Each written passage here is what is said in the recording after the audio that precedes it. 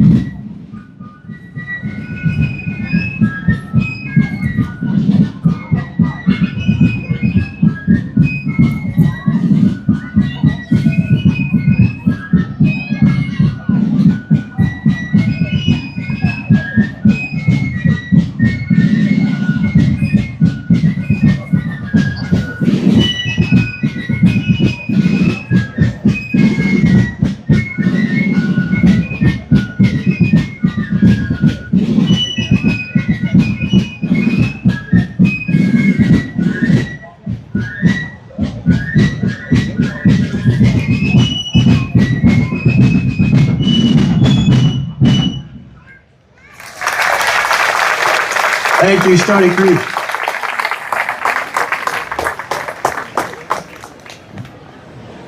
Now we'll bring up Michael Kinney to recite the Gettysburg Address. Michael?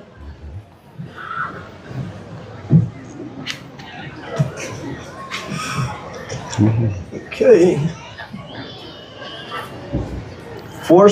7 years ago, our fathers brought forth on this continent a new nation, conceived in liberty and dedicated to the proposition that all men are created equal. Now we are engaged in a great civil war, testing whether that nation or any nation so conceived and so dedicated can long endure. We are met on a great battlefield of that war. We have come to dedicate a portion of that field as a final resting place for those who here gave their lives that that nation might live. It is altogether fitting and proper that we should do this. But in a larger sense, we cannot dedicate, we cannot consecrate, we cannot hallow this ground. The brave men, living and dead, who struggled here have consecrated it far above our poor power to add or detract. The world will little note nor long remember what we say here, but it can never forget what they did here. It is for us, the living rather, to be dedicated here to the unfinished work which they who fought here have thus far so nobly advanced.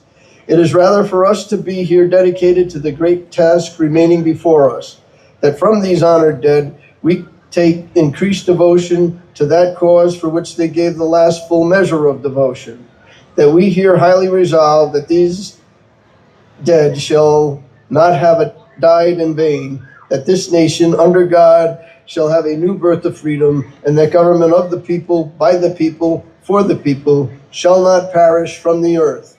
Thank you.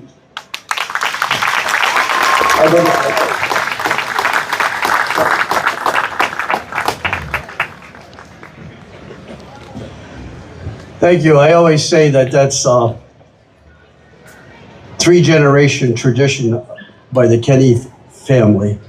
And actually, I kind of like to think of it as a 3.5-generation tradition, because Michael follows his brother Frank, who was my classmate actually, who we lost a couple of years ago. But thanks again, Michael.